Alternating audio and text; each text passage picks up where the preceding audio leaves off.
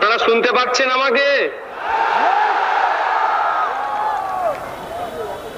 নওশাদ সিদ্দিকী ছাড়া আইএসএফ যে সমাবেশ করে দেখালো, এটা হচ্ছে আমার বড় ভাইজানের অনেক দিনের স্বপ্ন। আমি ধন্যবাদ জানাই যারা উপস্থিত হয়েছেন, নেতৃত্ব প্রত্যেককেই, যে আমার বড় ভাইজানের স্বপ্নকে আপনারা আজকে সফল করলেন। ভাইজান বারবার আমাকে বলে যে বেশি বেশি নেতা তৈরি করো, যত পারবে নেতা তৈরি করো। যেটা আপনারা আজকে দেখিয়ে নেন। রাগ ক্ষোভ হচ্ছে নাকি আপনাদের? রাগ ক্ষোভ হচ্ছে? আমারও রাগ ক্ষোভ হচ্ছে, কিন্তু এই রাগ আর ক্ষোভকে সঠিক পথে যদি কাজে লাগাতে আমরা পারি, তাহলে অপদার্থ ব্যর্থ তৃণমূল বিজেপির মিশ্রিত এই রাজ্য সরকারকে আমরা গঙ্গায় ছুঁড়ে ফেলতে পারবো গণতান্ত্রিক প্রক্রিয়াতে। তোমাদেরকে এই রাগ আর ক্ষোভটাকে ঠিক সঠিক জায়গায় সঠিক সময়ে কাজে লাগাতে হবে। তবে আজকে আমি একটা ঘোষণা দিচ্ছি, আমাকে যেহেতু বা আমাদেরকে কোর্ট যে নির্দেশনা দিয়েছে, সেই জন্য তো আমরা যেতে পারছি না।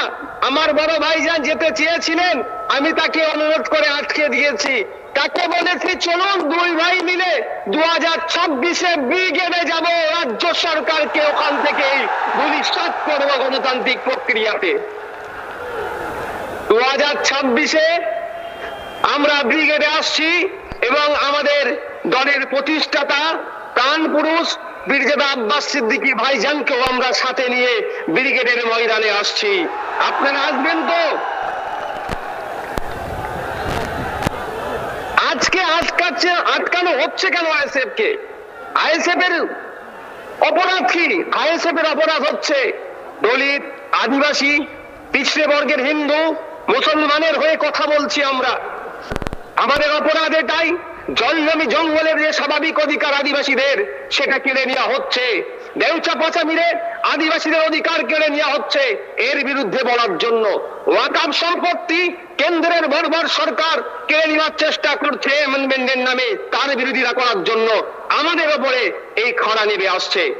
আমাদেরকে আটকানো হচ্ছে কেন? আমরা জাত ধর্ম বর্ণ নির্বিশেষে যে আইএসএফ প্ল্যাটফর্ম তৈরি করেছে, এই ভোটের রাজনীতি যারা করে, যারা ধর্মীয় রাজনীতি করে, তাদেরকে অচিরেই আমরা গণতান্ত্রিক প্রতিষ্ঠার মাধ্যমে তাদেরকে আমরা বিচ্ছিন্ন করব, সেই ভয়ে আমাদেরকে আটকানোর চেষ্টা করছে। যখন কলকাতা হাইকোর্টে যখন এই বিষয়ে মামলা চলছে, আমার কাছে খবর আসলো ইনডোর নেবেন না আউটডোর নেবেন। আউটডোর নিলে নাকি আপনাদের কজনকে বাইরে থাকতে।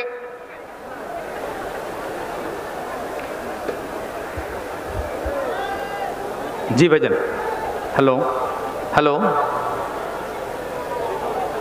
Hello hello. আমার পঞ্চায়েতের নেতৃত্ব ওখানে নেতৃত্ব দিয়ে শহীদ মিনারের সমাবেশকে সফল করবে। আজকে সে প্রমাণ দেখিয়ে দিলেন আপনারা।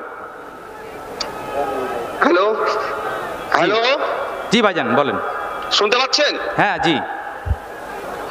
তো বড় ভাইজানের নির্দেশ ক্রমে আমাদেরকে আমরা আউটডোরই চাইলাম, অর্থাৎ শহীদ মিনার চত্বরই আমরা নিলাম।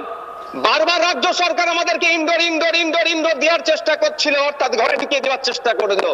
আর এর আইএসএফ তৈরি হয়েছে, যারা ঘরের মধ্যে ঢুকে আছে তাদেরকে ঘর থেকে বাইরে বার করে তাদের অধিকারের কথা বলবে বলেই জি, ঘরে ঢোকার জন্য আইএসএফ তৈরি হয়নি। আইন বিচার ব্যবস্থার প্রতি মান্যতা দিই। দুর্ভাগ্যের বিষয়, সিঙ্গেল বেঞ্চের অর্ডারকে আমরা চ্যালেঞ্জ করে ডিভিশন বেঞ্চে গেলাম, কিন্তু ডিভিশন বেঞ্চ ওটা আগামীকাল ডেট রেখেছে। চলো, তারপরেও বলছি বিচার ব্যবস্থা জিন্দাবাদ, বিচার ব্যবস্থা জিন্দাবাদ। যারা বিচার ব্যবস্থা নিয়ে ছেলেখেলা করবে তাদের বিরুদ্ধে আমরা সময় দরকার লাগলে স্লোগান তুলবো, কিন্তু বিচার ব্যবস্থাকে আমরা জিন্দাবাদ বলবো। সকাল বিকাল শুভেন্দু অধিকারী, সুকান্ত মজুমদাররা ঘরে অস্ত্র রাখার নিদান দিচ্ছে, মুসলমানদের বিরুদ্ধে কথা বলছে।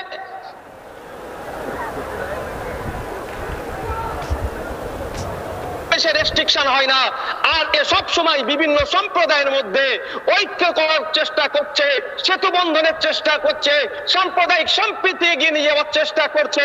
যারা সব সময় কমিউনাল হারমোনিকে এগিয়ে নিয়ে যাওয়ার চেষ্টা করছে, তাদেরকে রাজ্য সরকার আটকানোর চেষ্টা করছে।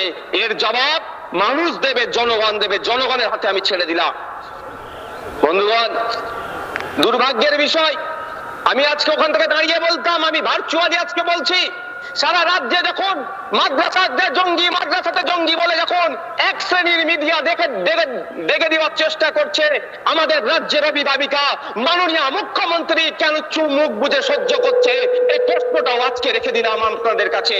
কারণ তিনি আমাদের রাজ্যের অভিভাবিকা, তিনার প্রেস কনফারেন্স করে বলা দরকার ছিল যে না, তোমরা যারা মাদ্রাসায় পড়াশোনা করো বা যারা মাদ্রাসা শিক্ষার সাথে যুক্ত আছো, আমি রাজ্যের অভিভাবিকা হয়ে বলছি, তোমরা চিন্তিত হবে না, মাদ্রাসায় কোনো জঙ্গি কার্যকলাপ হয় না।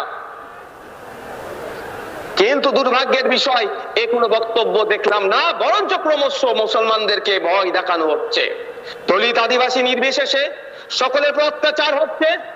আদিবাসী হওয়ার জন্য, তার ধর্মীয় পরিচয় থাকার জন্য তাদের উপরে অত্যাচার হচ্ছে। কদিন আগে উত্তরপ্রদেশে দলিত শ্রেণী হওয়ার জন্য বাইক ওভারটেক করার জন্য তাকে মারধর করলো। ছত্তিশগড়ে দলিতকে পোস্টে বেঁধে পিটিয়ে মারলো। উত্তরপ্রদেশের সম্বল মসজিদের সার্ভের নামে মুসলমানদেরকে খুন করলো। এই নিয়ে রাজ্যের বা কারো কোনো কথা দেখতে পেলাম না। দুর্ভাগ্যের বিষয়, কেন্দ্র সরকার রাজ্য সরকার অর্থনৈতিক ভাবে তারা বেসামাল হয়ে উঠছে।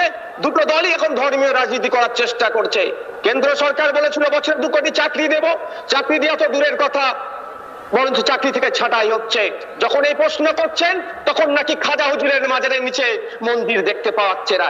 এই অপদার্থগুলোকে প্রশ্ন করতে হবে, এই অপদার্থগুলোকে জিজ্ঞাসা করতে হবে, খোদার সূচকে ভারতবর্ষ কেন 105 নম্বরে আছে, এর জবাবটা আগে দাও। আপনি ক্ষমতায় আসার আগে বলেছিলেন যে 1 টাকা সমান $1 হবে।